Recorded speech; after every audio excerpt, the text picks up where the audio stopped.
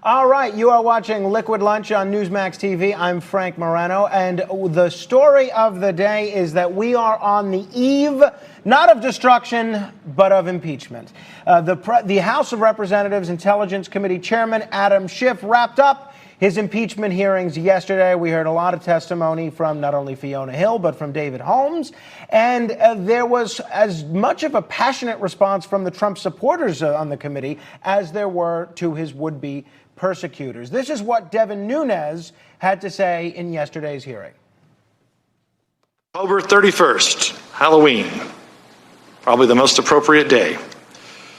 Democrats in the House of Representatives vote to open an official impeachment inquiry against President Trump. What you've seen in this room over the past 2 weeks is a show trial. The planned result of 3 years of political operations and dirty tricks. Campaigns waged against this president. And like any good show trial, the verdict was decided before the trial ever began. All right. Well, here to help us break that down and a whole bunch of other items in the news, we have a star-studded political panel. Rob Taub, who is a humorist and does a lot of things and has done over the years. He's slightly left of center, but he, unlike so many of his leftist brethren, has the courage and the temerity to come on this show, whereas others just cower away. And our friend, conservative commentator Jadan Horyn, who's also a contributor to Metropolitan Magazine. Gentlemen, welcome. Good to be here. Rob, let me begin with you. What did you make of what Devin Nunes said there and all these impeachment hearings that we've seen so far? Oh, I'm not a doctor, but I've played one on television, and I'd like to treat him for an inverted cerebellum. He can posture all he wants, and the Democrats can posture all they want, but they are dealing with a different kind of animal in Donald Trump. It's like, I'll use the analogy of when you have a lockbox at a small business and they keep a dye bomb in it, and the employee opens it to steal the money, and then they come in the next day covered in blue dye, and they go, I don't know what you're talking about. I didn't steal any money. Donald Trump is never going to admit any wrongdoing, even if he does shoot somebody on Fifth Avenue. And I don't think the Democrats still understand this. So it's all moot. All right, moot it may be. Jadan Horyn, something tells me that you might see things eye to eye with Rob on this one. What's your take on everything we've seen? Look, I think, when we look at this impeachment inquiry hearing, it's sitting in the Intelligence Committee as opposed to a committee that should have jurisdiction, because it deals with foreign policy and whether or not there's an abuse of office that should be impeachable.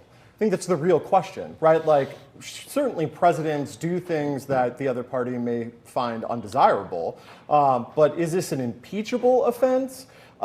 Given the gravity of the situation, given what the former vice president is accused of doing on behalf of his son, honestly, I really think it's more of a nothing burger that's kind of just blowing up on Democrats. Well, we can't impeach former vice presidents, right? So, I mean, you kind of go to... Though there's an interesting article about the theory of impeaching to prevent them from holding office again. I believe it was in the Federalist. So where do we go from here, Rob? What do you think the political ramifications are, and what do you think we see, if anything, on the congressional end of things going forward? There'll be a partisan vote for impeachment, but I don't think any Republicans are going to vote.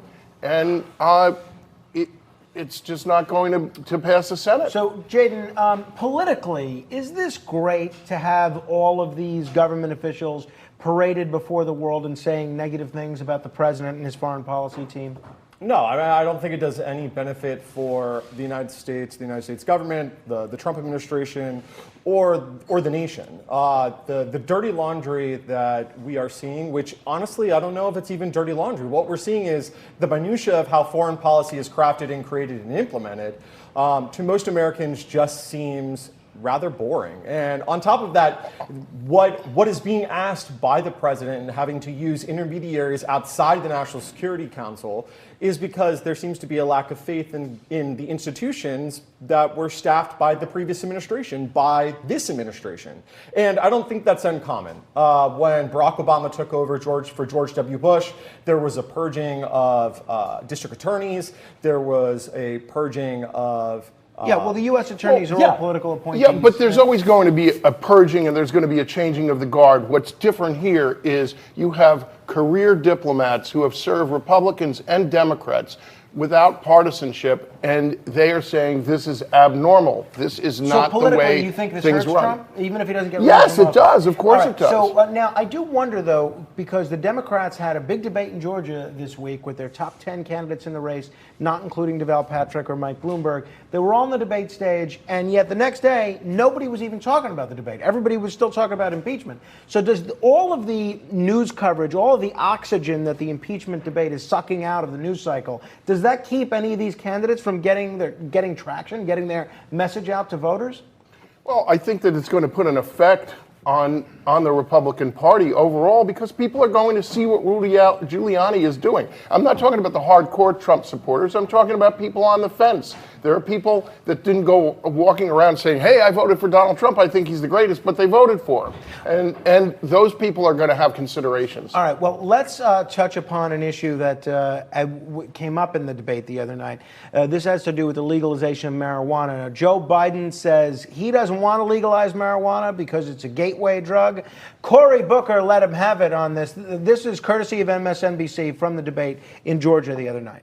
I have a lot of respect for the vice president. He has sworn me into my office as a hero. This week, I hear him literally say that I don't think we should legalize marijuana. I thought you might have been high when you said it. and let me tell you, because marijuana in our country is already legal for privileged people. And the war on drugs has been a war on black and brown people. Now, I know there's a bill in the United States House of Representatives that Gerald Nadler has brought about seeking to legalize cannabis nationally or give that option to states.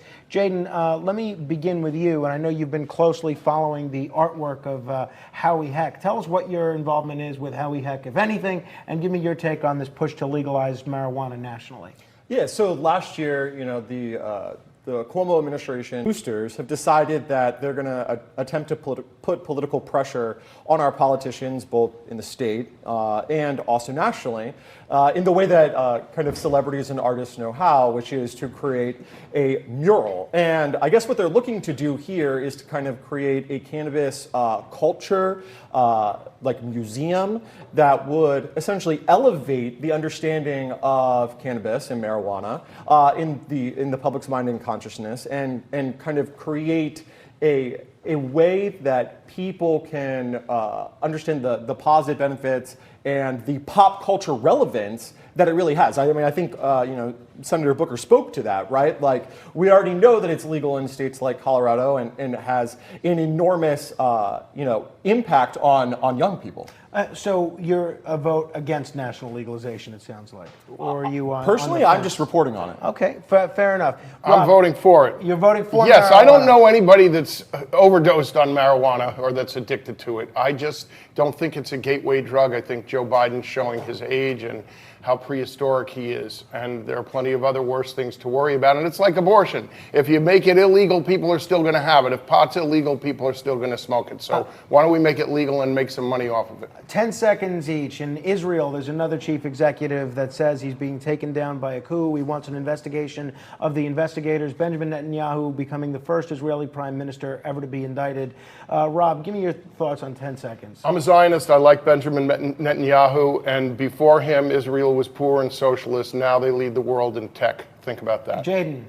Well, I think that this seems to be a theme in the West, with the establishment kind of hitting back at politicians that are seeking to change the status quo. So, unfortunately, that's going on in Israel, and I think people should pay attention to what's going on in Israel and here in the U.S. All right, Jadan, I'm going to ask you to stick around with John and me if you would. Rob, you're free to go, although you're welcome to enjoy the terrific bar that John Tobacco. I'm going to have some prosciutto and some vachadagoots in the green room. Have you noticed the quality of food has declined, since we've been down in the new studio? It's fabulous here. Yes. It is great. There's no difference. All right, Jaden's More going to stick booze. around. We're going to talk about the front page article in Metropolitan Magazine, where he's a contributor, on Andrea Katsimatides. So those of you that love lovely Republican women, stay tuned, because you're about to learn all about one. This is Liquid Lunch on Newsmax TV. I'm Frank Morano. We'll be right back.